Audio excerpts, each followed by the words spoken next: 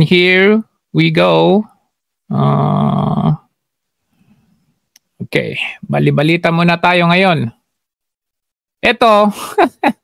United Nations or UN Special Rapporteur on the Promotion and Protection of the Right to Freedom of Opinion and Expression, Irene Khan, revealed on Friday, February 2, her call to abolish the National Task Force to End Local Communist Armed Conflict, or NTF-ELCAC.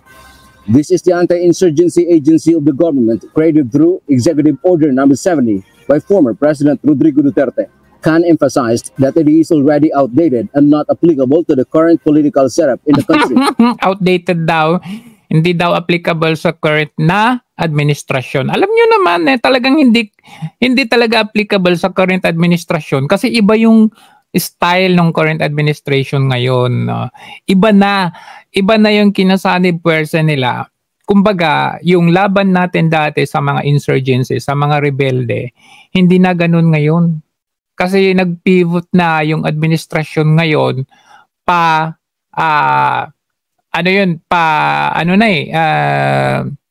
sanib puwersa. Sanib puwersa na sa mga rebelde. Biruin ninyo. 'Di ba? Galit na galit si Baste. Sabi niya, "Alam niyo ba? Ikaw. Alam niyo ba? Ikaw, BBM," sabi niya. "Nakapunta ka na ba ng bundok ng Tralala? Nakita mo ba yung grounds kung ano yung mga nangyayari? Ang daming namatay. Mga kasundaluhan natin. Tapos, ano gagawin? Peace talks." Oh. Tapos ito, kaya sabi ni UN rapporteur na ito, si Irene Khan. Tingnan nga natin. Nangingialam sa NTF-ELCAC natin. Tingnan nyo. The agency has been used for tagging such as against legitimate activists. Sana yan? Ito. Ay, wait. Yan. Yan. Ikaw, Irene Khan, bago mo pakialaman yung aming laban sa insurgency, pakialaman mo muna yung buhok mo, ayusin mo muna yung buhok mo. Buhok mo nga, hindi mo maayos. Ewan ko kung matatawag bang style yan o ano. Buhok mo, hindi mo mapakialaman, tapos nangingialam ka ng sistema ng ibang bansa. Ewan ko nga kung anong itsura ng bansa ninyo, kung maayos ba. Diba? Biruin ninyo. Bumaba yung karahasan because of dito sa NTF-ELCAC. Nagsipagsukuan na yung mga di-armas na nasa bundok na, bumaba na sila. Nagkaroon na sila ng tiwala sa gobyerno.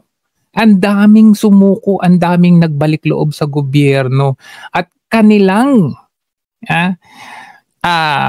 isiniwalat yung kanilang magagawain kung paano yung step by step, kung paano sila makapunta doon sa bundok. So, lahat pala ng ahensya, lahat ng sektor, pinasok na ng mga rebelde na ito. Tapos sasabihin mo, Irene Khan, pakikialaman mo yung style ng gobyerno na NTF-ELCAC, yung buhok mo, hindi mo mapakialaman. Government officials and some media outlets linked to political figures. Sometimes the facts are online and not clearly identifiable. Especially, the government recently announced to reopen the peace talks with the communist group. The UN official argued the abolition of the NTF-ELCAC will enhance the administration's aspiration for peace. Alam niyo ba yung pakiramdam ng mga nanay na biglang nawawala yung kanilang mga anak? Alam niyo ba yung pakiramdam ng mga asawa na nawalan, namatayan, pinatay, inambush ng mga ito? Para sabihin nyo, ganyan-ganyan lang. The abolition will allow 55 years. Laging peace talks ang estratehiya ng mga ito. Tapos, while ongoing yung peace talks, anong ginagawa nila? Ginigere nila, sinusunog yung mga cell sites, yung mga simbahan at mga bus at kung ano-ano pa. Peace talks. For a more inclusive peacemaking platforms with participation of women peacemakers and communities as a genuine whole of nation approach to peace. Meanwhile, National Security Advisor Eduardo Año said they respectfully disagree with Khan's recommendation for the abolition of NTF-ELCAC.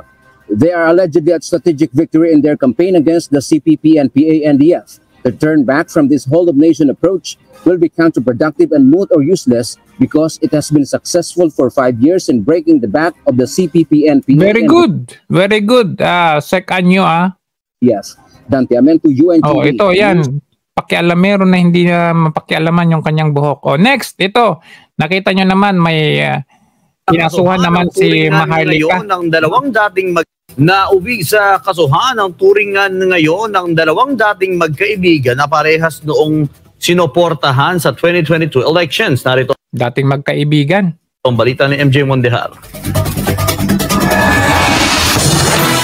Sa isang press conference sa Quezon City ay taas ang itinanggi ng kampo ng Filipino fashion designer na si Abel Bacudio. Ang mga pahayag ng anyay dati nitong kaibigan at vlogger na si Maharlika. Dating malapit na magkaibigan sina Bacudio at Maharlika o Claire Contreras sa tunay na buhay. Sa katunayan ngay pareha silang supporter ng unity team na Pangulong Bongbong Marcos at Vice President Sara Duterte. Pero ngayon, kilala ng kritiko ng Marcos administration si Maharlika. Una sa mga itinanggi ng kampo ni Bacudio ay ang sinuhulan daw nito ng mamahaling relo si Presidential Son at Ilocos Norte Representative Sandro Marcos para makakuha ng proyekto sa gobyerno. Itinanggi rin ito na si First Lady Liza Marcos ang dahilan kaya nakakuha ng Shenzhen at US visa ang kanyang pamilya. Hindi rin daw totoo ang issue na tumatanggap ito ng kickback mula sa DPWH. Pinasinungalingan rin ito ang mga pasabog ni Maharlika. Pero kung titignan ninyo, no?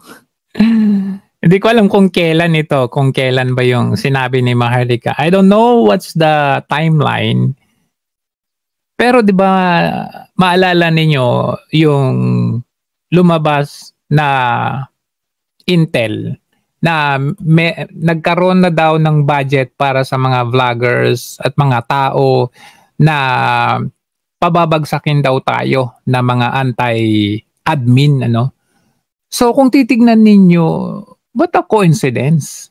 Coincidence lang ba ito o ito na ngayon yung ginagawa nila? Maalala ninyo talaga ang daming changes. Ang daming changes magmula nangyari yung prayer rally doon sa Davao. Napapansin ninyo? Napansin ninyo na instead na yung gobyerno ngayon i-address nila kung ano yung clamor at iyak, sigaw ng bayan. Anong ginagawa ng gobyernong ito? Nagre-retaliate sila? Ha? Akala ko ba? Alam niyo, sa susunod meron akong magandang vlog. Short lang yun. Short video lang yun. It's about doon sa sinasabi nitong si Bongbong nung panahon ng kampanya na ngayon hindi na niya mabanggit. Ang dami, bilangin ninyo yung mga word na yun na binanggit niya. Ano na lang, surprise na lang, ano? Ang ibig kong sabihin dito is, sa halip na yakapin tayo ng gobyerno. Alam mo yung parang ginawa ni Duterte sa mga rebelde, yung NTF-ELCAC, yung program na yon. Sa halip kasi na girahin natin yung rebelde, or sa halip na mag-stick tayo doon sa peace talks for 55 years, nagkaroon ng programa ang gobyerno na sumuko na kayo, you can trust the government, balik loob kayo sa amin. Ngayon, yung mga hindi pa willing sumuko, bantay kayo. So, ganun yun eh. So, you just, alam mo yung parang i-please mo sila. Bigyan mo sila ng assurance na kapag sila ay sumuko, ay talagang aalagaan mo. Hindi yung peke, hindi yung plastic. Yung sasabihin mo na, hindi, meron tayong jurisdiction, di yan makakapasok sa atin kasi meron tayong sariling justice system. Pero nandun na sa Malacanang, nag-meeting na sila. So, traitor ka. Kumbaga, ang ibig kong sabihin dito is, after sana nung prayer rally na yun, na nakita mo yung sentiment ng taong bayan, sinabihan kang bangag. Pero, mas mabibilib ang tao sa'yo kung hindi mo ibinalik or kung hindi mo sinagot ng fentanyl or whatsoever. Dapat ang ginawa mo, di ba? You make peace. Alright? Sabuyan mo ng tubig yung galit ng mga tao. Anong ginagawa nila ngayon? Ito, mga vloggers kakasuhan, ipapagorgor, whatsoever. Kaya hindi na ako magtaka na all of the while, biglang Maharlika sinampahan ng kasong cyber libel sa Amerika. kanyang YouTube channel na agad nakabili si Bacudio ng milyong pisong halaga ng bahay pagkatapos manalo ni Pangulong Bongbong Marcos sa eleksyon. Boss Dada! We Nandito si Boss categorically Dada. deny all of those allegations. And we shall prove in a Hindi ko court of nakita law kung that sino yung those mga are all bisita natin false. na Dahil dyan, isang $2 million cyber libel case ang isinampa ni Bacudio laban kay Maharlika. grabing 2 million yan. 2 million US dollars? Ilan na yan? 2 million? Di parang nasa 100 plus million, 120 million pesos. Wow! Grabe naman yun! Sa US Central District sa Los Angeles. Sa US. Ayon sa complainant, hindi na raw sana ito magrereklamo dahil ayaw nito ng gulo. Pero marami na raw kasi Ang tingin apektado. ko mababasura to. Baka doon pa lang sa gate. Doon pa lang sa gate ng tribunal or whatever na yan. Pagdala pa lang ni Abel doon sa sa korte or sa tribunal, doon pa lang sa guard, hindi na tatanggapin sa tingin ko. Bakit ka mo? Ewan ko. Kasi syempre, nasa ano yan eh.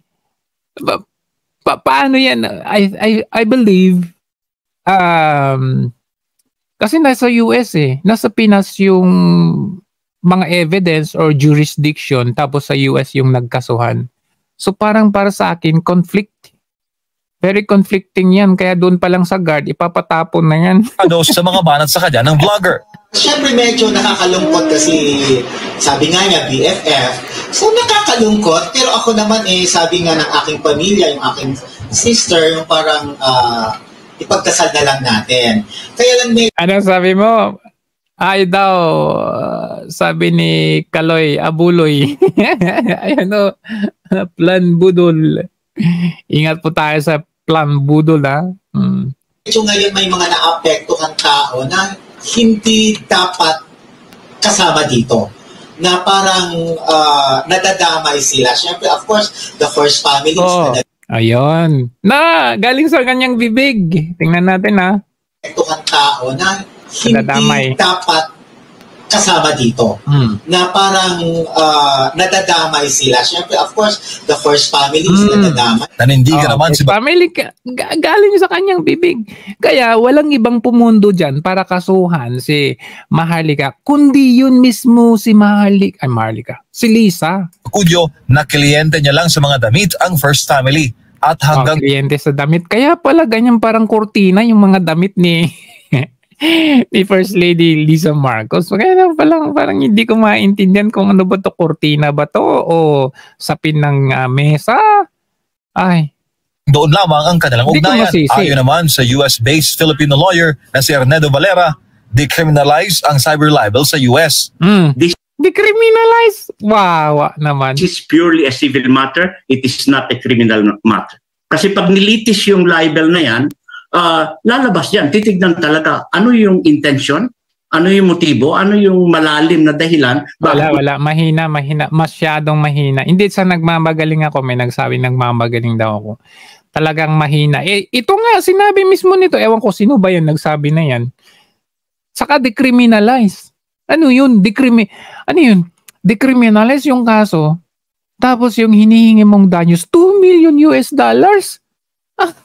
Naglolokohan lang tayo dyan. Kung sinabi yan. At ano yung batayan mo?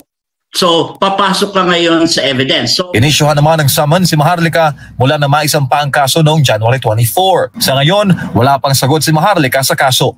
Para sa Diyos, Okay, antayin natin yan. Ano naman ito? Nagbabagang headline. Sabi mo naman government vows to crush Mindanao secession. Paggamit ng force versus PRRD masyadong OA. Okay, sige. Yan ang gusto kong pag-usapan natin. Yes. Kasi itong masasabi ko, sa mga nagsasalita nito, masyado kayong overacting. OA kayo. Yan ang sobrang OA. Anong ika-crush ninyo? What are you going to crush? What secession are you talking about?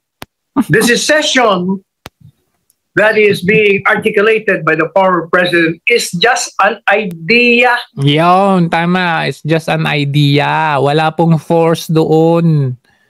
Meron bang sinabi na, oy, tara sa lansangan at ilaban natin itong paghihiwalay ng One Mindanao na to. Tara!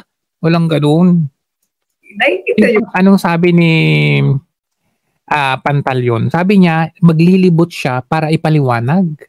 Which is, ganun dapat ang ginawa nung PI na yun. Iba ko ng ideya, isang mongkahi. It's not a crime. Hindi sedition yan. Tama. Basahin nyo ang Artikulo 139 of the Revised Penal Code. Ang krimen ng sedition ay committed by persons who rise publicly and tumultuously in order to attain by force or intimidation or by other means outside of legal methods para gawin yung mga hindi dapat, like for instance yung hindi may papatupad ang mga batas ng ating bansa. Yung pong suggestion ni Presidente Duterte, ang tanongin natin, wag nating banatan yung ideya. Ang tanongin natin, bakit? Why? Why is there such an idea?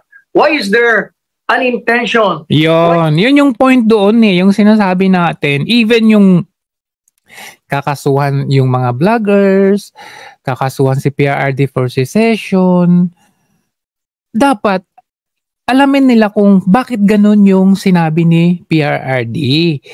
Alam mo yung parang i-address nila ano ba yung problema, bakit nagmamaktol ang mga ito, bakit nagre-reklamo yung mga to, natupad ko ba yung mga pangako ko nung panahon ng kampanya, oo o hindi. If hindi, kailangan kong i-address ito kasi sumisigaw na ang taong bayan. Ganun, anong ginagawa nila? Kasuhan. Okay? Kung ano-ano. Tapos, meron pa silang karapatan na magtampo. Yung PNP chief nagtatampo daw. Nagdamdam? Ano ka, bata? PNP chief nagdamdam? Why is there a desire to secede Mindanao from the Philippines? Yan ang dapat na tanong. Wala pa nga ginagawa. Is that rising? Nag-iisa lang nga Is that even rising publicly and tumultuously? Walang intimate, walang violence. Ano ba kayo? Masyado kayo mga OA. Bali ba, ang nakakainis. Inis na ang gagamitin ko kasi yung mga nagsasalitang ito, mga dating cabinet members ni Presidente Duterte na hindi nila iniintindi muna yung principal nila, kilala naman nila itong taong ito. Masyado naman kayo nagpapasipsip sa Malacanang. Hindi maganda yan kasi yung ginagawa nyo, sinisira nyo rin ang presidente ng bansa. Wala naman sinasabi si Presidente. Tama, the context behind the statement or idea. Tama, observant tayo. Tandaan nyo, hindi lang po ito mangyayari sa bansa. Nangyari ito sa Singapore when it seceded from Malaysia. Nangyari din ito sa Kosovo, which seceded from the Republic of Serbia. Lahat ng yan, nangyari dahil gusto ng mga naroon na mag-secede. Kung gusto ng... How about yung North Korea at saka South Korea? I think it's because of war, di ba? So hindi naman tayo ganun Meron bang sinabi si Duterte, let's go war against Luzon and Visayas? Walang ganun. Kasi yung North at South Korea, na-separate yun because of war. Diba? So, nagkasundo na lang sila na, okay, ito na yung barikada natin. Hanggang dito na lang kayo, walang lalampas. Parang ganun. But kung ang model natin is yung Singapore and yung Kosovo nga, sabi ni Attorney Sal Panelo, then why not? It's just an idea. Ang main point doon is, bakit kasuhan ninyo? Diba? Instead na isipin ninyo, what's the reason behind of this? Ang buong Mindanao na magsisit sa mapayapang pamaraan at yun ang kagustuhan nila, wala tayong magagawa doon. Sovereignty paulit-ulit kong sinasabi, resides sa Pilipino sambayanan. Okay. Kung gusto ng sambay ng Pilipino, doon sa parting yun, ayaw na nila. Kasi sige, tanungin ko kayo. Pag nagkaroon ba ng, halimbawa lang, hypothetical lang tayo. Halimbawa, maghihiwalay na yung Luzon, Visayas to Mindanao. Comment nga kayo kung gusto niyo ring lumipat ba ng Mindanao. Comment. Tapos meron kayong mga ari-arian na sa Luzon or sa Visayas. Willing ba kayong ibenta yung mga kagamitan mga ari-arian ninyo at lumipat na doon sa sa Mindanao? So yan po, ayan, gusto, yes, ang daming nagsasabing yes na, tiga Davao na ako, buti pa si Samnol nasa Davao na. Settled na yung mga yan.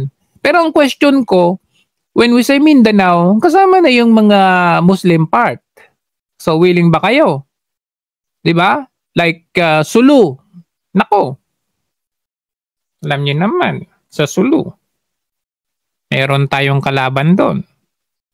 So what I'm trying to say is, itong idea nito is an idea na it's a long-term process na kailangan nating, sabi nga nung isang, buti pa nga yung isang congressman sino ba yung isang congressman na nagsabi, sabi niya, hindi ako dyan, pero willing akong pag-usapan, sabi niya. So pag-usapan natin kung ano ba yung pros and cons nito. Hindi yung, ang sasabihin ninyo, kakasuhan natin yan ng sedition, ganun ka agad? Diba? Kung gaano kayo kabilis na magpatawag kay Ka Eric at saka Dr. Loren Badoy because of just a mere question. Tapos ito, hindi nyo ayaw nyong ipatawag or hearing para alamin natin kung ano ba itong pinopropose ng ni PRRD, 'di ba? Kay ano nga lang, simpleng tanong, ipinatawag nyo kaagad sa House of Congress para i-hearing, tapos anong ginawa niya? Contempt nyo na. Tapos ito, ang ginawa, ang gusto ninyo, sedition na kagad. Hindi pag-usapan kung bakit. What's the reason behind that? Mas pipiliin ko ang Mindanao. Ayan. As long as buo ang Pilipinas, walang pag-asa o masenso ang Mindanao kasi hindi priority. Ako agree talaga ako dyan. Kasi actually hindi lang sa Mindanao, sa totoo lang. Even the most isolated part ng Cordillera, actually ang nakakatawa pa nga ito kahit sa Ilocos Norte, those isolated part, wala din. Wala. Makikita nyo talaga yung very far from civilization. Very far from the central. And I don't know. I mean, itong dapat pinag-uusapan natin. Meron sila mga... sa tingin ko nga, okay naman sana itong charter change na ito.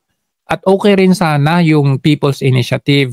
It's only yung process kung paano nila ginawa. Kasi halatang-halata, it's not for developing or pursuing the progress of our country. It's concentrated on the political aspects, which is to strengthen and lengthening their terms, which is very far from having a very progressive country. Walang masama kasi kahit naman siguro even before considering na even the previous administration, we were longing for a change sa ating sistema. Like federal government or whatever man yan. But ang problema dito is yung proseso wherein ginagamit yung tax natin para lang dyan. Diba? Kaya nga nagalit si PRRD. Niloloko nila ang taong bayan. At yun yung ayaw ni PRRD. Tutugunan ng national government. Wala tayong magagawa. No? Pero walang karahasan, walang pananakot. Sinasabi lang na walang karahasan. Magsisigla lang kami, di ba? May kulatili nga dating Presidente Duterte.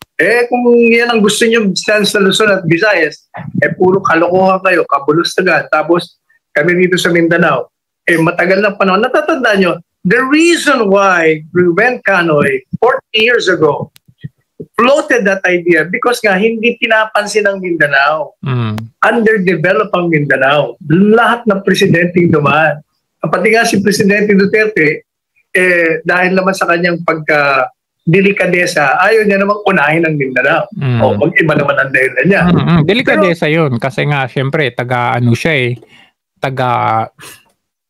taga-South siya, kaya nga hindi niya inuna yung mga airports sa Davao, yung mga fasilidad sa Davao, hindi niya inuna yan for delikadesa. Kasi syempre sasabihin niya, porque lugar mo yan di ba? Ngayon, ang tinitignan natin dito, bakit naman Jojo, di ba na-separate na yung Cordillera Administrative Region, nagkaroon sila ng autonomiya, tapos yung BARM, meron sila ngayon. Even before the BARM, meron naman silang separate na yung ARMM, Autonomous Region of Muslim Mindanao, di ba? So anong problema doon? Parang ganun. Ang problema kasi doon is andun pa rin yung centralization, yung centralized pa rin na government. Yun yung hindi maintindihan ng iba. Like for example, halimbawa i-separate mo yung Mindanao doon sa Luzon at Visayas.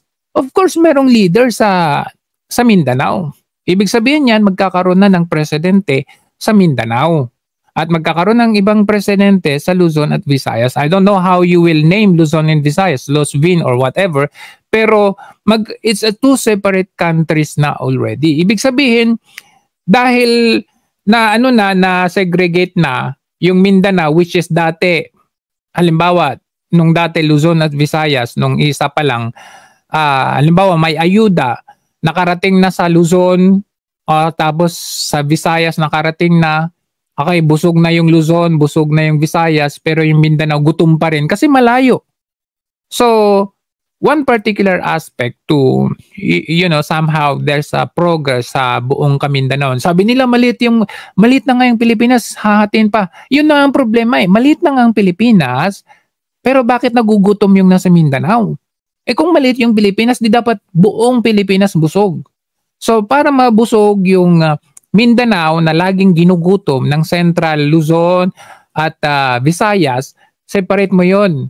So magiging yung Mindanao, yun na yung sentro kasi medyo lumiit na So ibig sabihin, kung ano man yung ayuda sa Mindanao kasi central government na sila, edi separate na sila, madali na lang makarating. Ini-example ko lang yung ayuda pwedeng yung infrastructure, parang ganon. Pag may budget hearing na, okay, eto na, yung infrastructure sa Sulu, sa Basilan, sa Davao Oriental, o separated evenly kasi lumiit na yung So yun yung isang advantage noon. So sana yan ang pag-usapan natin, hindi yung kakasuhan na ninyo kaagad yung nagpanpala ng sedition. Yung resources, kayamanan na nasa Mindanao, hindi nagagamit para sa kanila. Yun ang hinaing ng mga taga-Mindanao. Kaya wag na ho kayo mag-OA. Ayun nga, sabi ni Catalina, kami nga sa Negros Oriental, wala pang congressman. Pinabayaan lang sa national. Kasama yan sa kabinete. Hindi niya pakilala ang Presidente Duterte hanggang ngayon. Okay, next. Ito, ano to? Kaya ano ang damdamin ng PNP chief hinggil sa mga balitang PNP chief nagdamdam. sabi na magulo at laganap ang droga sa Pilipinas. Magandang tanghali sa iyo, Ella. Hindi na nga napigilan itong si PNP Chief Police General Benjamin Acorda Jr. na punahin ang ilang... Ito yung drama talaga. Dramatic. Emotional ka masyado. PNP Chief ka pa naman. Don't tell me, iyakin ka pala, ganun. Grupo na pinalalabas aniyang magulo at laganap ang droga sa Pilipinas. Ayon kay General... Totoo naman. Sige nga. Totoo naman. Ang daming nagsasabi na nagsibalikan na yung mga kawatan.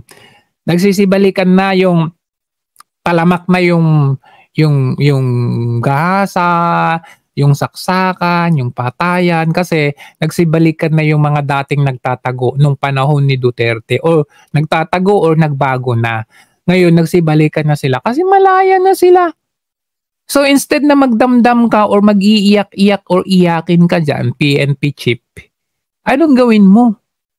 Huwag mong ipakita sa publiko na ikaw ay iyakin. Ang gawin, ang ipakita mo, yung progreso. Ipakita mo yung somehow, bigyan mo ng pangil. O, kayong mga durugista kayo, kung weak man yung chief, yung pinaka-commanding in chief, kung weak man, pakita mo na ikaw ay strong. Kumbaga, ipakita mo na, eto ako, nagtatrabaho ako. Bibigyan ko kayo ng leksyon. May pangil ako, kayong mga durugista kayo.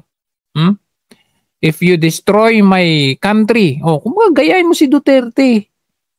Di ba? Huwag mong gayahin yung weak na iyak-iyak. Ng pambansang pulisya na namamatayan ng mga tauhan para mapanatiling maayos ang peace and order ng bansa, masakit sa kanya na tila pinalalabas na hindi ginagawa ng mga pulis ang kanilang mga trabaho. Sinabi pa ng general na ibinubuwis ng mga pulis ang kanilang buhay para makapamuhay naman ng maayos. Ako naman naniniwala naman ako dyan, and I really salute yung mga kapulisan natin na ginagampanan nila ang kanilang trabaho. Pero the problem comes in where, dito papasok ang problema ng mga pulis. Yung nasa baba, I'm not talking about you, PNP chief, kasi kayo na yung nasa taas, mga general na kayo di ba? Minsan, kaya nung panahon ni Duterte, anong sabi ni Duterte? Pag lumaban yan, patayin nyo, kaysa kayo yung patayin. Tama, di ba? Ibig sabihin, may pangil. Yung pulis na nasa baba, anumang rangko man yan, pinakamababang rangko man yan, kaya niyang supilin yung mga kawatan. Bakit? Kasi hawak-hawak niya yung pangako ng Pangulo Duterte na ako ang bahala sa inyo. Gawin niyo yung trabaho niyo, ako ang bahala sa inyo. Ngayon, anong mangyayari? Halimbawa ako is PO1 o PO2 or whatever, or PDEA, whatever man yan. Tapos yung huhulihin ko, kilala ni Mayor, kilala na PNP chief. So anong gagawin ko? Hindi ko nahulihin yun kasi walang pangil Matatakot ako.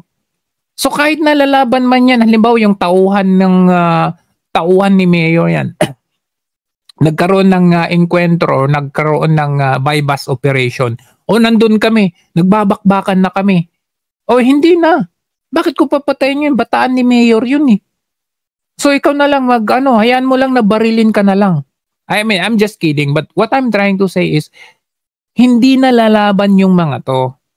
Hindi na sila lalaban kasi nga, alam nila na ito ay tauhan ng isang big time na durugista.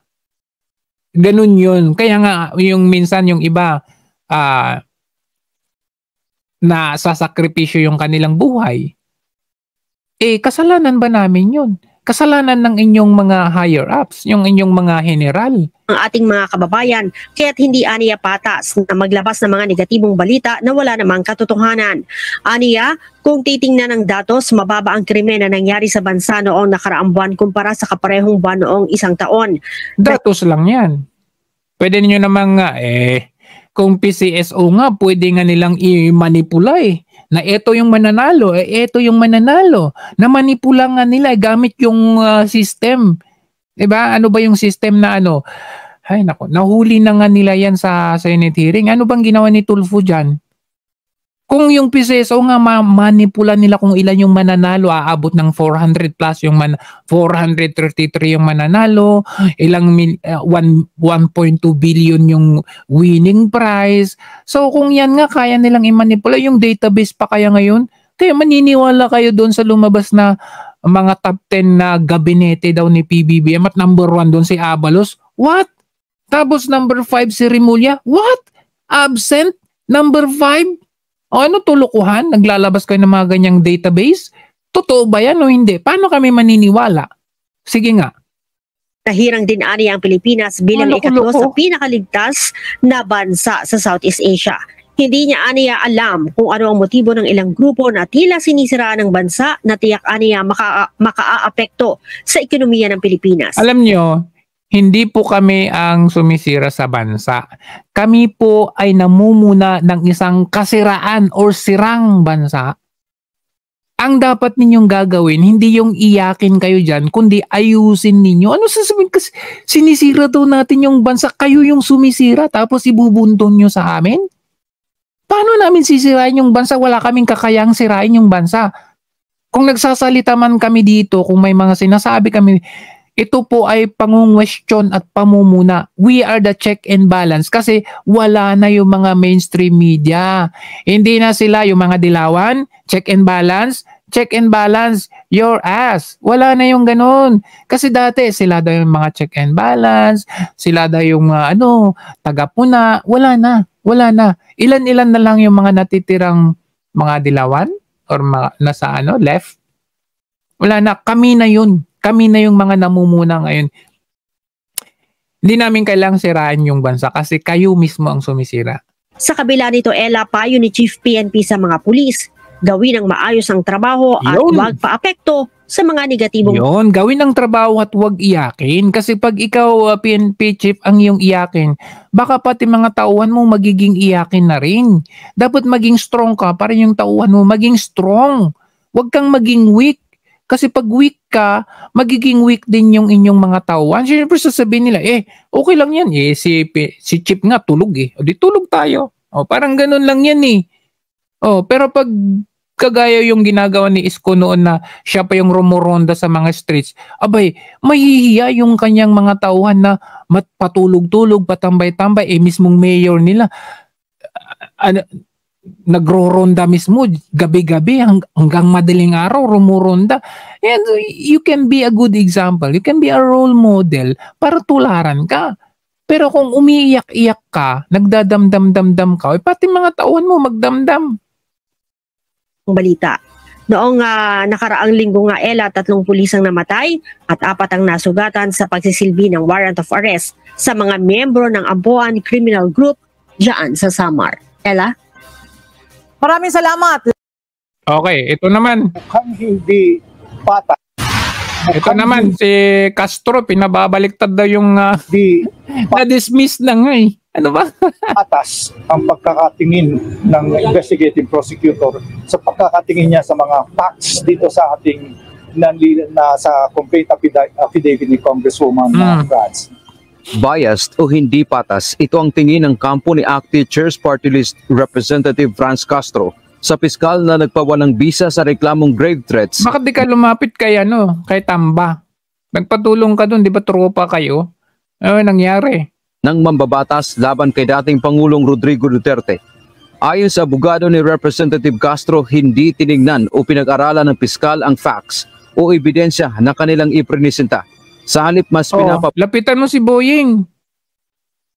Lapitan mo si Boying. Ang facts o ebidensya na kanilang Department of Justice lang iprenisenta. Sa halip mas pinapaboran pa umano ng Quezon City prosecutor ang nirereklamo. Bakit hindi patas? One of them is that binigyan ng potential depensa ng investigative prosecutor ang nahahabla. Iyon yung nagpapatunay na hindi patas ang tingin niya. Kaya naman, kanina ay naghain ng mambabatas ng petition for review sa Department of Justice o DOJ. Nais nilang repasuhin ng DOJ ang kanilang reklamo, baliwalain ang naunang desisyon. Sabihin mo kay di ba tropa nga kayo ni lapitan mo si Tamba saka si DOJ. Kasi andun lang ata yun sa by the way, itong si DOJ, nakita natin na meron siyang segment doon. Actually bisita talaga, siya regular na kasama nila doon sa DZRH executive session, parang ganun. Karambolista ba yun, laging absent. Absent na naman siya kahapon. 2 days, Sabado, absent siya. Ano nangyari sa'yo, Mr. Boyeng Remulla? Nagpakita ka lang nung January 13, January 20, tapos mga sumunod, wala ka na. Okay ka lang ba? Tanong lang ng bayan kasi kung hindi ka na okay, sayang naman yung sahod namin sa'yo. Tutulungan mo tong si Franz Castro, baliktarin mo yung kaso. Ipabaliktad mo yung dismissal na ito, grave threat. Kawawa naman kasi nalalagay sa alanganin ng buhay ng isang taong ito na meron namang kasong kidnapping dati, di ba? Tulungan mo to. Desisyon ng piskal at sampahan ng kaso ang dating presidente. Ang pag-asa ng mambabatas ay mapagbibigyan ang kanyang hiling. nakita ko talaga na napaka-unfair. Namumuti na yung buhok mo. Kakareklamo ng kakareklamo. Hindi mo nga alam kung sino ba talagang kinakalaban mo. Ang Duterte ba o ang Marcos ba? Hindi mo na mawari. Dahil nalilito ka na, Mr. Franz Castro, namumuti na ang buhok mo. Noong naging desisyon. Minsan nalilito ka na kung ano ba talagang pinaglalaban mo. Binayaan muna na magkaroon ng trial para makita natin talaga yung katotohanan. Mukhang halata din hindi ka nakakatulog masyado sa mga pinaggagawa mo eh. Sa desisyon ng piskalya, sinabi nitong hindi na ipakita ni Representative Castro na seryoso at tahasan ang pagbabanta sa kanya ni dating Pangulong Duterte.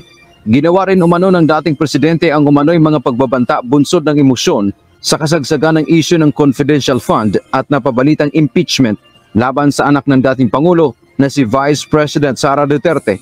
Bilang ama, natural lang na madismaya at depensahan ang kanyang anak laban sa political attacks.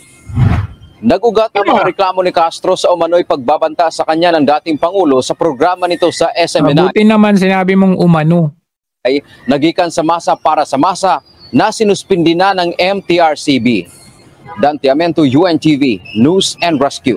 Diyos ang aming sandigan, serbisyo publiko. Ano naman to? Ipinagpatuloy yung gustuin na iiyak ka na naman, Chip.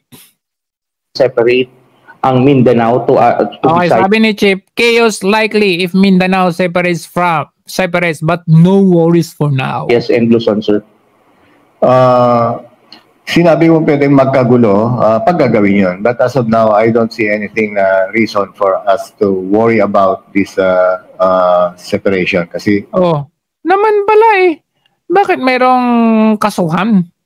Bakit may kasuhang sedition kung wala naman palang nothing to worry naman pala? Saka napakalinaw dun sa sinabi ni Duterte. Ito lang naman ay panukala. Okay, i-explain nila sa buong Pilipinas. Hindi naman sinabi na tara, mag-revolusyonaryo tayo. So napakalinaw. Lahat naman nagsasalita and I think there is not that group talaga na to worry about. I don't want to be alarmist kasi nabanggit ko lang yun na magkagulo. I want to clarify it. Pag gagawin yun, magkakagulo talaga. But as of now, looking at the situation, there is no cause for alarm. Everybody had said their piece. Wala naman malaking grupo na para ikakabahala natin. Pero sir, yung kasi pinatatanggal nyo na ata yung Task Force Davao? Kaya pala? Yun ba yun? Yun ba yung purpose ninyo? Kasi iniisip ninyo na threat yung Task Force Davao? Galing possible cause, ano yung pwedeng pagmula nito, gaano kalaki pag in-insist ito, sir? Yun ang mga tinitingnan natin na those who are talking about such interest of separating, may minomonitor natin. Walang kwenta. Ba't ko pa napanood yun? Walang kwenta nung pala. Constitutional amendments are necessary to improve the country's economy. Okay, ano naman to? Senator Alan Peter Cayetano, 4 to 5 year terms can benefit officials. Let's see. Ano ba to? According to Senator Pia Cayetano, some of the issues with doing business raised during the World Economic Forum can be resolved through policy reform. She adds the country's economic woes are not restricted to its constitutional provisions. Meanwhile, her brother, Senator Alan Peter Cayetano, raises concern about another constitutional provision. Ako being married to a mayor, I see the problem with a 3-year term. You get into office June, ubus na pondo mo, you just finish out the year, the next year is your year to plan. The year after, everyone's saying it's the election year na. The year after year, diba? So I would rather have a 4-year term or a 5-year term, 3-year term limit, or a 4-year term na walang term limit. If we can find a way to amend the Constitution, but it is effective 10 years from now, I don't think anyone will accuse any one of us na we're doing this because of power. Meanwhile, a group advocating for the ideals of the EDSA people. I don't know if I have to agree with that, but ano yan eh, depende sa leader. Kasi kung sila Vico, sila si Yorme, even Isko Moreno, Yorme Isko Moreno, biruin ninyo 3 years. Isang termino. Diba? Kita nyo? Ilang termino ba sila ERAP? Sino ba yung iba? Ilang termino yung dati na sila Lacson, ganyan. Ilang termino, lalo na si ERAP, nagpalit-palitan sila ni Lim. Pero ano nangyari sa Maynila? Tapos dumating si Isko Moreno. Isang term, 3 years. Ang daming facilities, ang daming infrastructures. You could imagine yung siya pa mismo ang nagro-ronda. So yung mga tao, nagtrabaho na sila mismo dahil nahihiya sila na yung mayor mismo rumoronda. So ikaw kung tatamad-tamad ka, nakita mo yung mayor mo, araw-araw, gabi-gabi, inuumaga. Parang si Duterte. Araw-araw, madaling araw dahil talk to the people, bukas ganun na naman, So, it doesn't really matter. 5 years, 3 years, it doesn't really matter if yung taong namumuno ay matino at maayos na magpalakad. So, I don't know if I have to agree with Senator Alan Cayetano, but I don't think so. Magkakaroon na naman ng although merong advantage yun, kasi tama naman siya sa sinasabi niya na ngayon, time of yung budget, planning, tapos next year, yun to na yung year ko, tapos next year, election na naman, so wala na naman, parang ganun. Tama din naman yun. Pero paano pag abusado yung mayor mo? Abusado. Tapos within 5 years, wala namang ginawa. So it doesn't really matter 3 year, 4 year, 5 year kung matino yung inyong at kung hindi siya plan budol, abay walang problema sa 3 years, di ba? So next. Ano naman to say again that amendments to or revision of the Constitution at this time would be a lethal experiment. A fatal leap. A plunge to death. A leap to hell. It will be a cha-cha dance to the grave or to hell. It will be a cruel punishment for a God-loving, patriotic, and nationalistic people. It will be claiming our people to foreign domination or control. God forbid that we now amend our Constitution. Let me start with a reiteration of my firm and unchangeable stand that there are no valid, serious, and compelling reasons to amend our 1987 Constitution. What our country and our people need today are not amendments to or revision of the Constitution, but the full implementation of its principles and state policies, solemnly enshrined in its Article 2, and mandatory and provisions in its body. In about 150 instances, our Constitution orders the state or Congress to implement them by these solemn commands.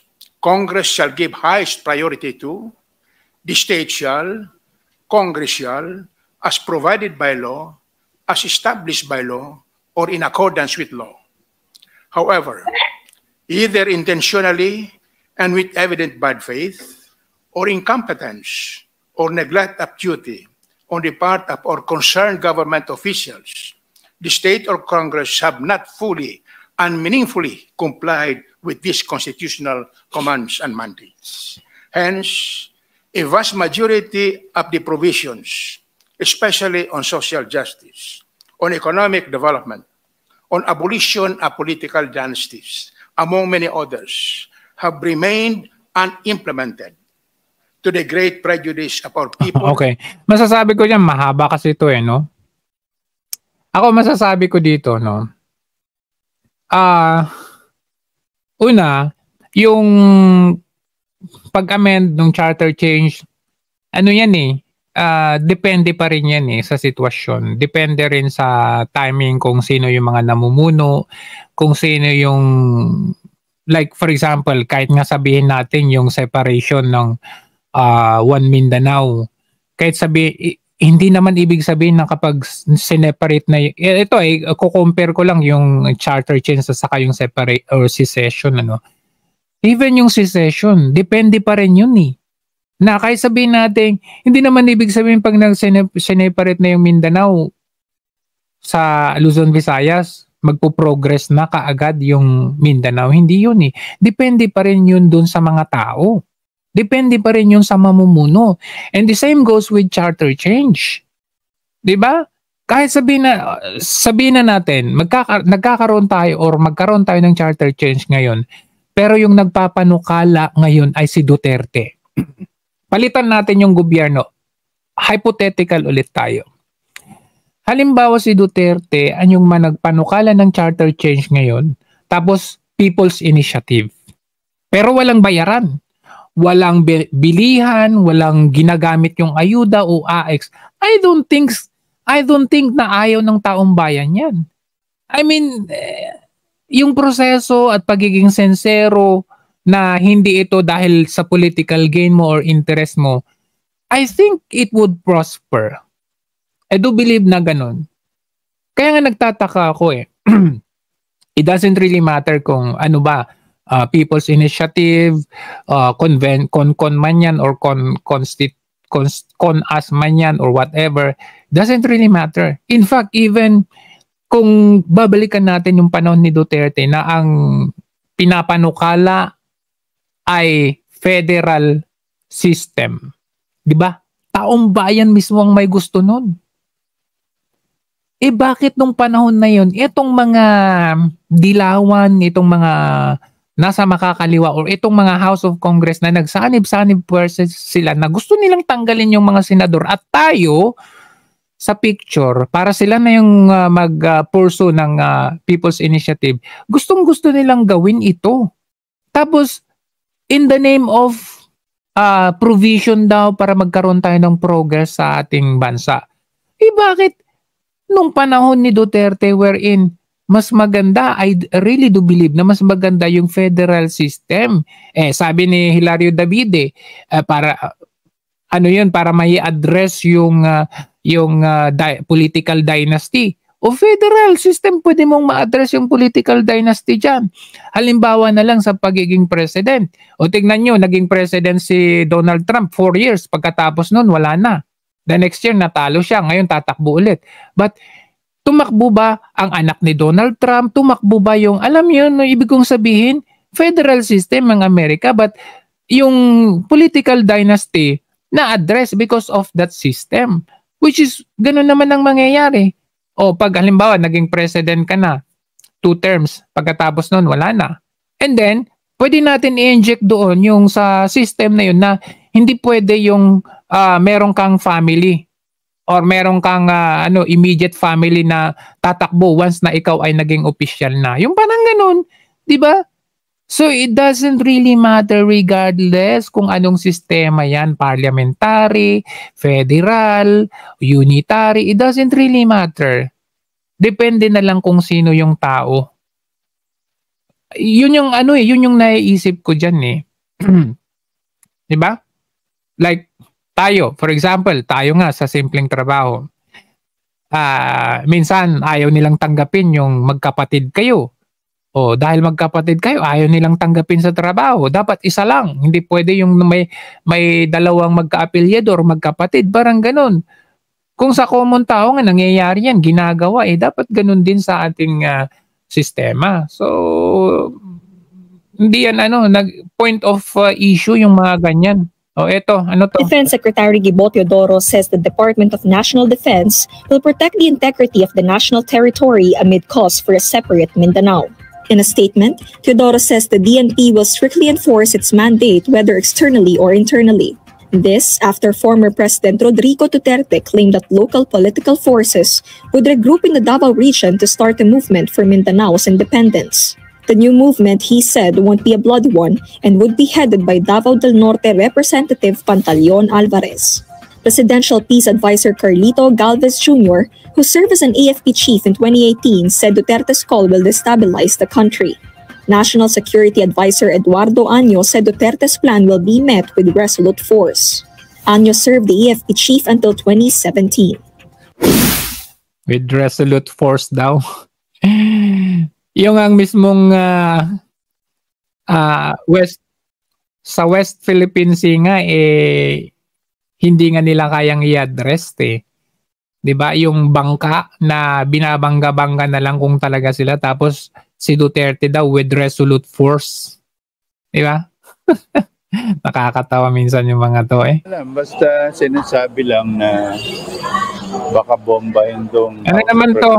Ilang kongresista at tauhan ng Kamara nakatanggap umano ng banta, seguridad, hinigpitan. Mga ganun.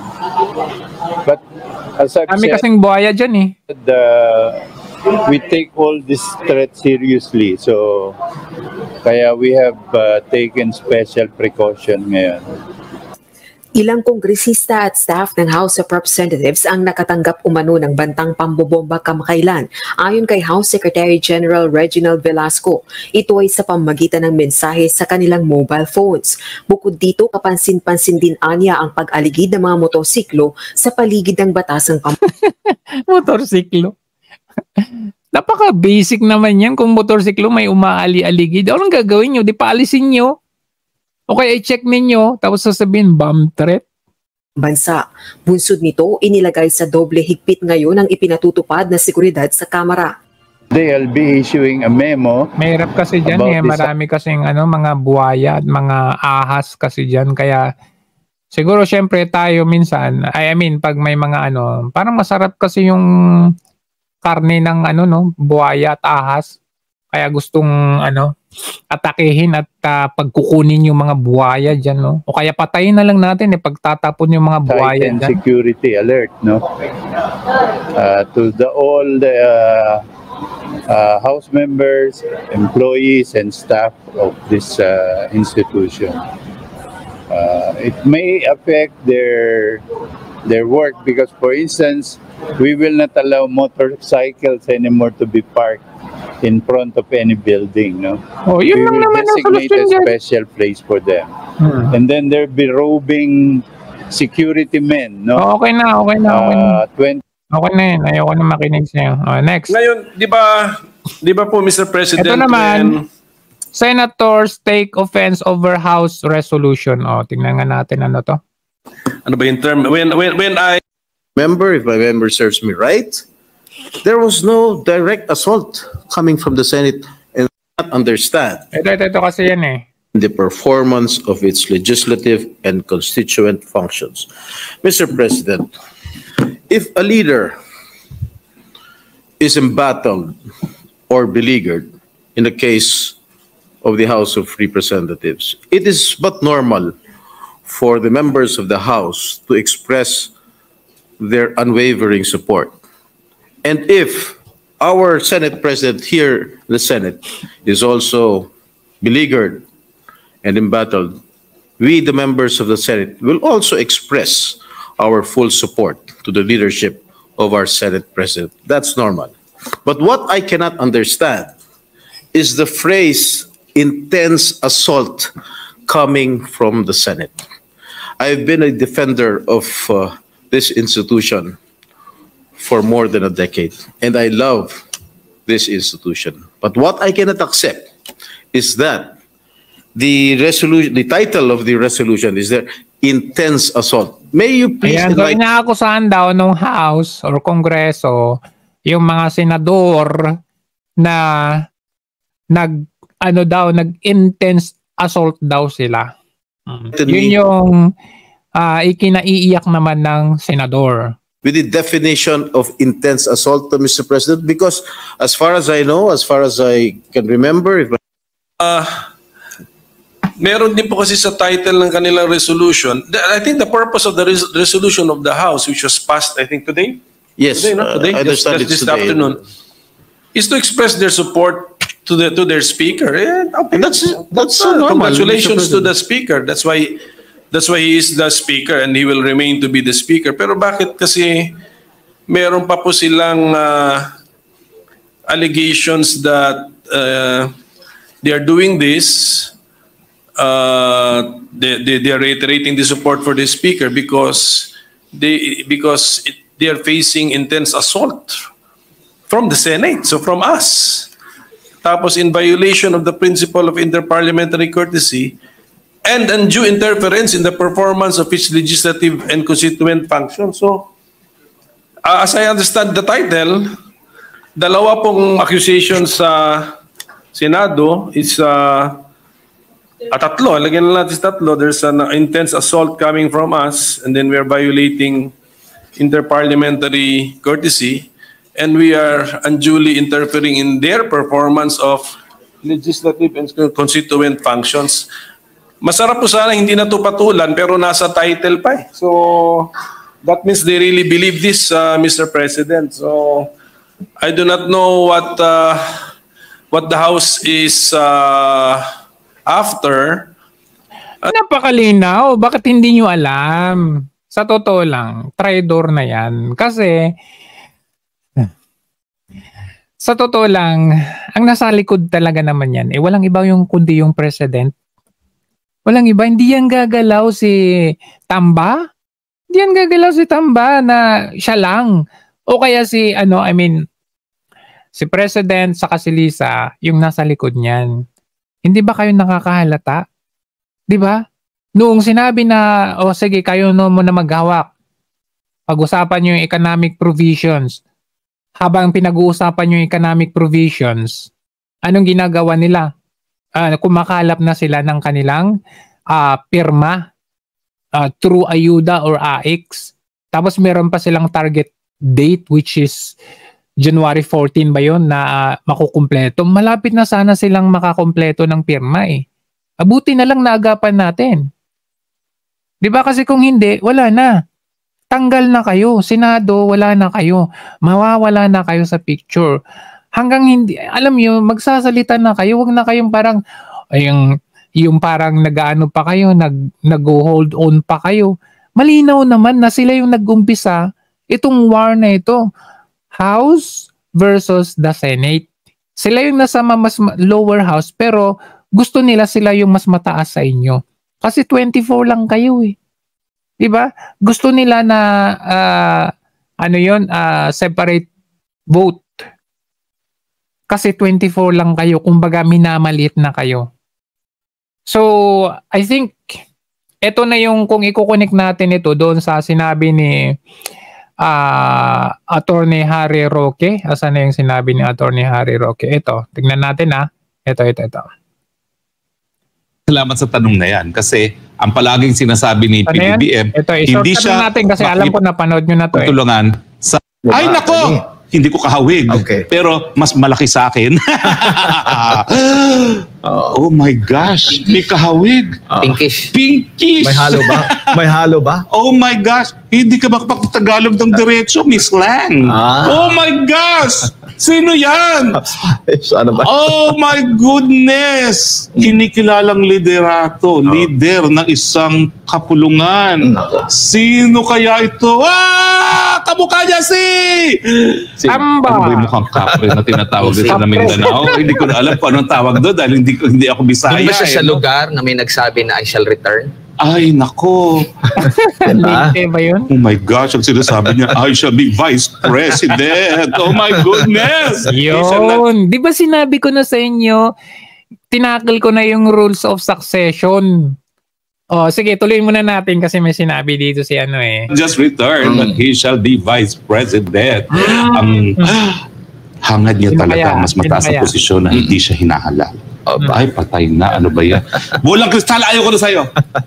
Ayaw ko na sa'yo. Palagi kang bad news, Bolang Kristal. Huwag na natin basahin ang Bolang Kristal. Hapon, Pebrero 4. Ay, nako. Plan. Oh my gosh! Ay, ikaw. Ito na naman po. Ito po. Nagnanasa na maging Vice President sa Hanay. Appointive po yan ng presidente sa hanay ng mga miyembro ng Kongreso. Kaya nga, malakas po talaga ang posibilidad na mayroong nagnanasa na maging Vice President ngayon pa lamang sa pamamagitan ng pag-aaresto kay VP Sara. Sino yan? Sino? Senado ba o Kamara? Ikaw. Babae o lalaki? Ay, ikaw. Ito na naman po. Di ba? Di ba natakil natin yan, yung rules of succession?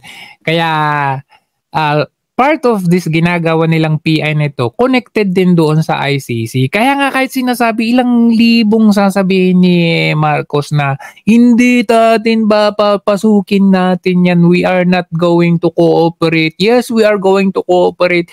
Hindi kami papayag kami. Yung mga ganun mga ano ni PBBM. Hindi yun totoo. Kasi connected yan yung plano nila. Kumbaga naka-blueprint na yung kanilang plano dyan. Ito yung sinasabi ni ngayon, si Atty. Harry Roque. Gustong mag-vice president. So paano mag-vice president? Si Tamba kung siya ay nasa lower house. So anong gagawin nila? Kailangan nilang eliminate yung higher house. Sino ba yung president sa higher house, which is yung Senate? Senate President is si Mig Zubiri. Kaya nga halatang-halata, nagtataka ka ba, Coco Pimentel, na bakit yung mga to, ikaw si Jinggoy Estrada, nagtataka pa kayo? They already had thrown a war against you, which is to eliminate you dahil merong plano itong si Tamba. Pag na-eliminate yung Senado, ang susunod dyan, ang sasucceed dyan, successor dyan, ay yung House of Congress. So, kapag nahuli si VP Sara, nahuli, hindi na siya yung Vice President, sino yung susunod na Vice President? Matik. Walang iba kundi yung House Speaker, which is si Tamba. Di ba? Yun yung mangyayari, yun yung kanilang plano dyan. Ano sinasabi ni Atty. Harry Roque? Next. Sapagkat sa usapin po ng lohika, kapag ka may resolution, baguhin ng ilang economic provision, okay. Dininig. Ibig sabihin, may puhunan. Pero si Senator Amy Marcos, ipinunto naman na ayon sa mga nakausap niyang foreign investors, wala umano ni isa sa mga ito ang nasabing kailangang amyendahan ng saligang batas. Each time they stated that there was a need for lower rates of electricity, infinitely better infrastructure, less on constitutional amendments and revision of codes. Ang resolution of both houses number 6 na layong muling busisiin at amyendahan ang umano'y restrictive economic provisions ng 1987 Constitution. Si Senator Robin Padilla nagpasalamat sa subcommittee sa muling pagtalakay sa pag-amyenda sa konstitusyon. Pinangunahan ni Padilla ang pagdinig kaugnay ng economic chacha noong nakaraang taon bilang chairperson ng Senate panel. Dito muling nabanggit ng senador ang ilang pag-aaral na nagpapakitaan niya na isa umano ang Pilipinas sa mga kulelat pagdating sa foreign direct investment. Mas pinipili nung ibang investors. Karamihan sa mga investors yung Thailand, Indonesia, Vietnam, Cambodia, kaysa sa Pilipinas. Ito pong hakbang na ito. And actually, ako naniniwala ko na it's not because of itong yung porsyentuhan sa FDI. I don't believe. I mean, pwede siguro, but hindi yun yung pinaka-main dyan eh. Nakikita ko dito kung wala lang yung mga ganyang mga kurap sa gobyerno na ginagatasan nila itong mga foreign investors na ito. Talagang ayaw nila. Ako nga yung boss ko eh. Distributor siya ng coffee machines. So actually, meron siyang South Korea, meron siyang Vietnam, meron siyang, in fact, meron din siyang China. Saan pa ba? Thailand, Taiwan, pero meron siyang Philippines. I think that was ngayon wala na. Panahon ni Duterte, meron siyang Philippines. Pero ngayon wala na. Bakit? Kasi they know, they nakikita nila yung trend na is it lucrative ba? Hindi na kasi nakikita nila yung trend. Lalo na sila pag mga business people yan, alam nila kung paano lumalakad at dumadaloy yung trend. Kung lucrative pa ba, ituloy pa ba natin ito? Kasi kung ituloy natin, baka ito yung isang ikakabagsak natin. So it's highly not maintain. I mean, you have to highly maintain para ituloy mo yung business na yan. So marami, nung pagpasok ng Marcos administration, whether you admit it or not, marami yung mga investors sa Pilipinas ang nag-withdraw. It is because they know already what happened in the past. And hindi sila nagkamali. Hindi sila nagkamali kasi nung panahon nga nung kanyang tatay, marami din yung mga investors ang nag-withdraw or marami yung mga investors ang naghirap because of that. At syempre, because of the history, nadanas nila yan, na-spread yan all over the world, na ganito ang nangyari nung panahon ng kanyang tatay, ganito ganyan, there was a dictatorship, there was this like that. So malaking epekto sa mga investors niyan. So kaya pumasok, sabi nga nung mga nandito sa Hong Kong, and even my boss, sabi niya, I don't really understand. Why you still vote for that Marcos? Sabi niya ganun. I don't understand. Sabi niya ganun. Hindi niyo ba alam yung history ninyo?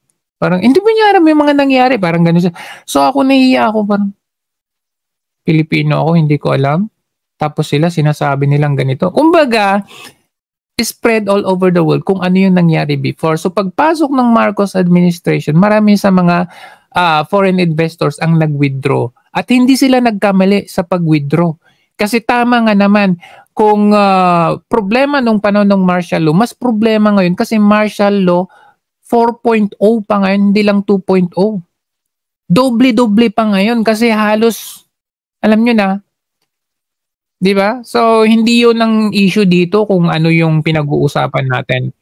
Ng DICT na napigilan ng cybersecurity expert. Ano naman to? Representative sa DICT kaugnay ng attempt hacking sa government agencies. Ella, nais malaman ng liderato ng House of Representatives mula sa Department of Information and Communications Technology o DICT ang katangian at tindi ng cyber attacks na nangyari kamakailan sa ilang ahensya ng pamahalaan. Gayon din kung ano-ano ba yung ginagawang hakbang ng kagawaran kaugnay ng mga insidenteng ito at mga estratehiya upang mapaigting ang cybersecurity infrastructure ng gobyerno. Kaya naman humihingi si Speaker Martin Romualdez ng briefing mula sa DICT. Ito ay matapos iulat ng DICT na napigilan ng cybersecurity experts ang pagtatangkang hacking ng government websites. Baka naman baliktad ang ginagawa ninyo. Ito tanong lang naman tanong lang, wag kayong iyakin, tanong lang ng bayan.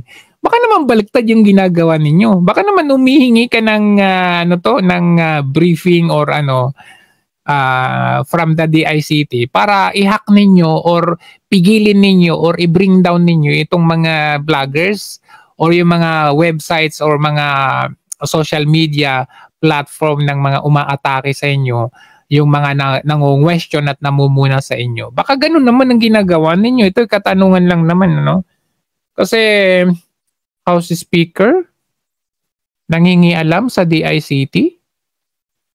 'Di ba? Hindi ba dapat yung presidente yung hihingi ng briefing from DICT?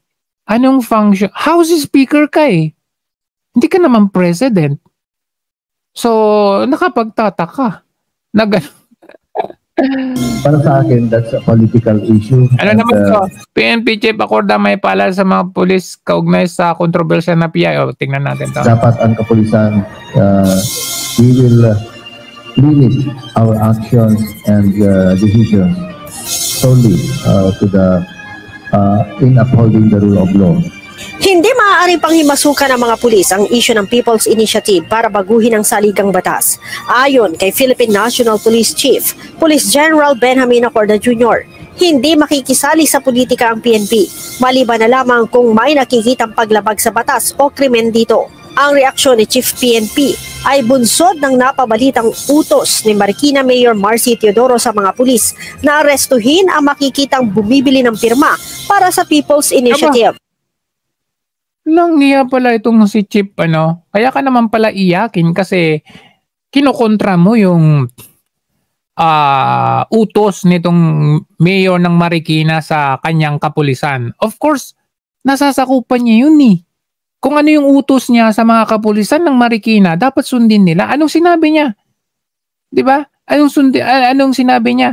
Kapag meron kayong nakita na bumibili ng pirma, hulihin ninyo. Oh, akala ko ba yung function mo, 'di ba duty ninyo ang order, peace and order o lumalabag sa batas? Hindi ba labag 'yan? Tapos kukontrahin mo yung order ng mayor ng Marikina na sasabihin mo na hindi tayo dapat mangialam sa politika. Hindi yan politika. Malinaw na lantaran itong paglabag sa karapatan ng taong bayan, which is vote buying. Binibili mo, ginagamit mo ang pondo ng taong bayan, yung tax ng taong bayan, just to have that signature. Kaya tama lang dapat itong city order nitong si mayor ng Marikina. Tapos sasabihin mo, hindi tayo pwedeng sumali. Kaya ka naman pala iyakin eh. Ayon kay General Acorda, hanggat wala namang pumipilit sa mga residente na pumirma. Ano pinipilit? Ang dami nang gustong bumawi nung pirma nila dahil na-realize nila na parang binili pala sila. Siyempre naisahan sila. Through AIC sa Tayuda. Ang pinagsasabi nito. Wala ani ang nakikitang masama dito ang pambansang pulisya. When is a people's initiative, talagang is the will of the people. Anong will of the people?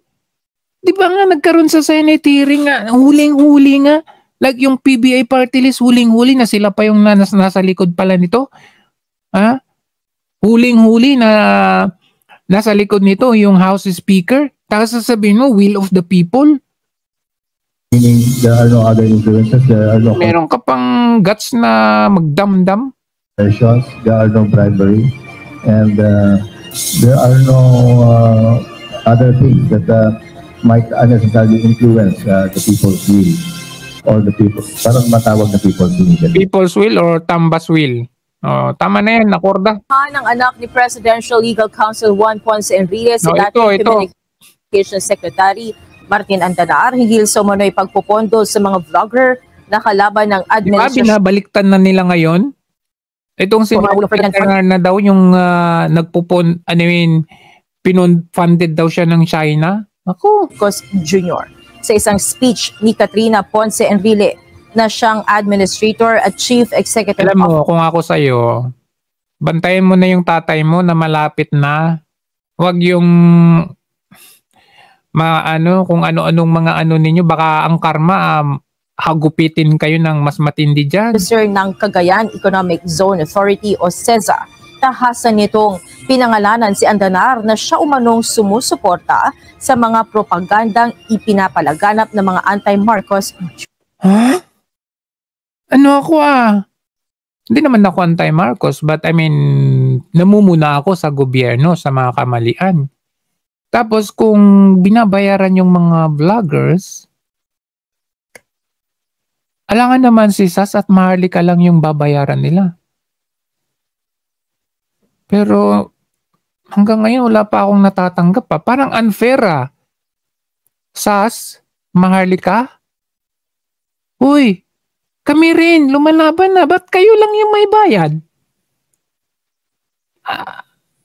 Si Banat Bay, ewan ko, tanungin nga natin si Banat Bay kung unfair naman, bakit si Sas lang at Maharlika ang binabayaran nila dito? Abay, sayang yung laway ko pala dito kung hindi kami kasali dyan. Junior vloggers. Ayon pa sa anak ni Enrile, siya na umano ang siyang nagbabayad sa mga anti-Marcos vlogger. I just found out also that kala mo, Martin Andanar is not based here. He is not based in Beijing. He is the one funding all this information, like Maharlika, like Sas. Tapos tingnan nyo yung courtesy BBM Youth Movement. Halatang sila yung bayaran Want to continue to listen to their grants? Go ahead. But I'm just telling you, they're being paid from China. Wala pang inilalabas sa pahayag si Andanar hinggil sa mga paratang ng CEZA official. Ngunit sa isang Facebook post, tila nagpasaring ang dating presidential spokesman laban sa mga akusasyon sa kanya. Sabi niya, A for effort at kunwari staunch defender. C for corned beef at pure foods pa rin at the best para sa akin. F for fake news, research lang ng konti para hindi mapaya sa dulo at mabansagang mema lang. Hindi madali maging OFWs. Pure foods na lang muna. Kaunta mga maninay ug angkol. Ng anak ni Enrile. Sa ngayon ay nagsisilbing news anchor si Martin Andanar ng China Global Television Network. Dahil siya ay news anchor ng China Global Network, bayaran na siya ng Grabe ito na, bilang panguli. Asan na yun? Ito. Sa 1987 Constitution, ang nukalang ihiwalay ang Mindanao sa Pilipinas. Kaya babalanin na kami kin Governor Xavier Romualdo at ama nitong si Representative Jerdin Romualdo.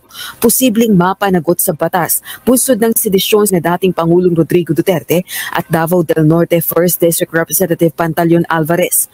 Panukala ng dating Presidenteng Duterte na ihiwalay na sa Pilipinas at gawing independent ang Mindanao.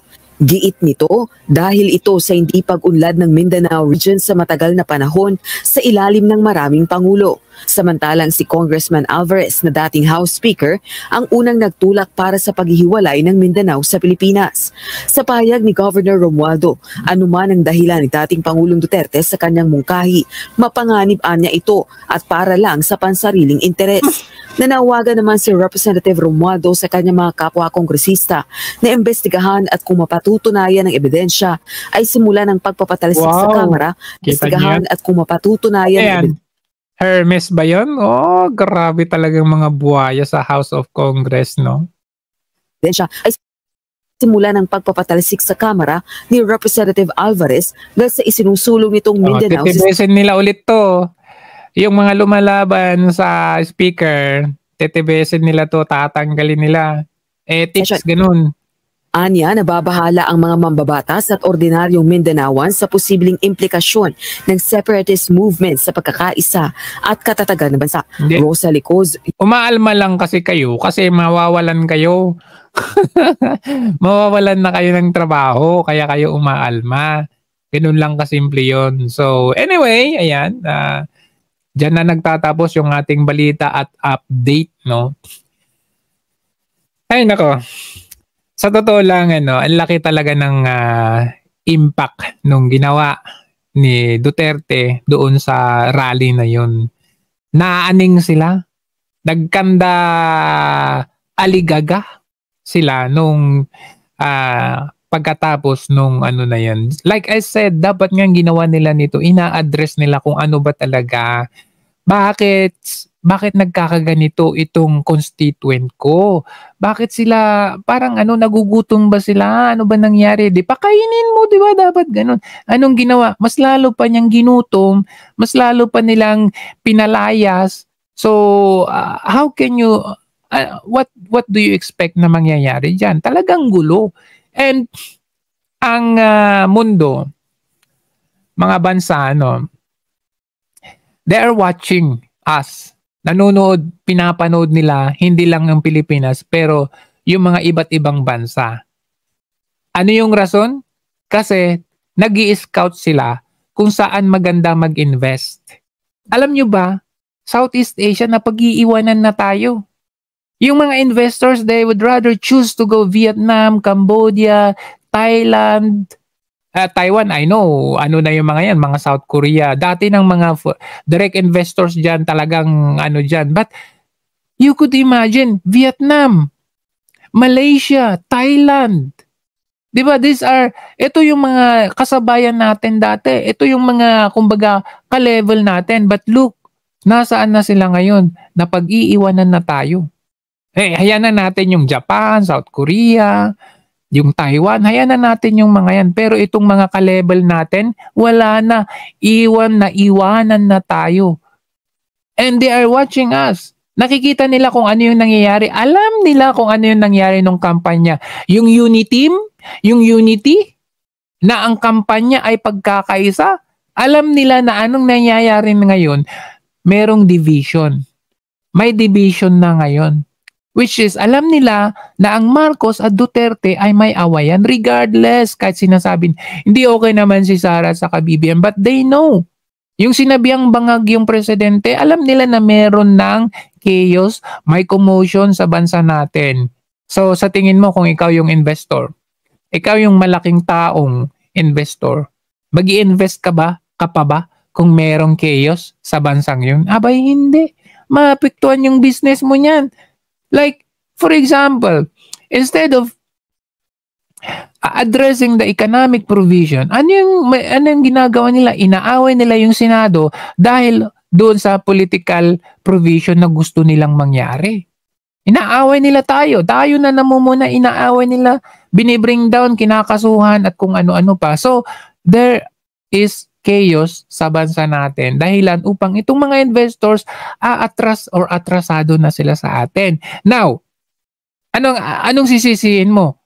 Yung taong bayan na namumuna o kayong mismo na namumuno na hindi naman ninyo ginagampanan yung mga pinangako ninyo nung panahon ng kampanya at hindi nyo ginagawa yung trabaho ninyo? Sarili, sisihin ninyo yung inyong mga sarili. Kasi ang ginagawa ninyo, mag-hire ka pa kayo ng mga vloggers, magbabayad kayo ng mga ganyan para i-counter yung mga sinasabi namin na tama naman yung mga sinasabi namin. We are merely questioning, we are merely pinupuna namin kung ano yung nakikita naming mali. So anong ginagawa nyo? Instead na address ninyo yung sinasabi namin, ang ginagawa nyo, magbabayad pa kayo ng mga vloggers, milyon-milyon na mga pambayad dyan para i-counter kami. Para kami ay pasinungalingan at kami palabasin na kami puro paninira lamang. Ganun lang ba? Ang tanong ko sa inyo mga nabayaran ng mga vloggers, kayo na kumakampi dyan, kumusta naman ang buhay ninyo?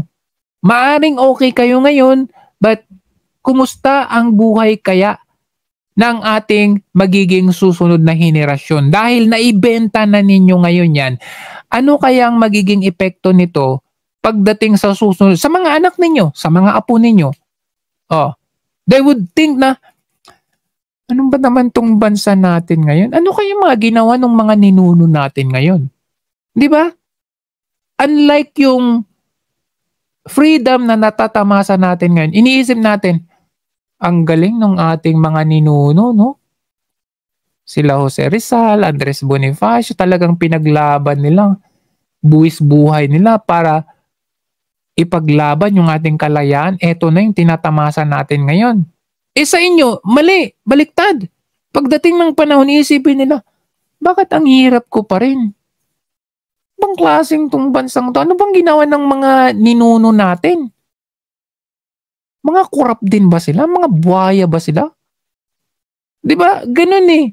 So ano yung iiwanan ninyong legacy or magandang alaala or epekto or produkto para sa susunod na henerasyon? Wala. Kasi kayo nabenta, ay nabili na. So, yun lang. That's it for now. Ang ating balita ngayon, tayo po ay magpapaalam dahil marami na ngayon ang nagpa-plan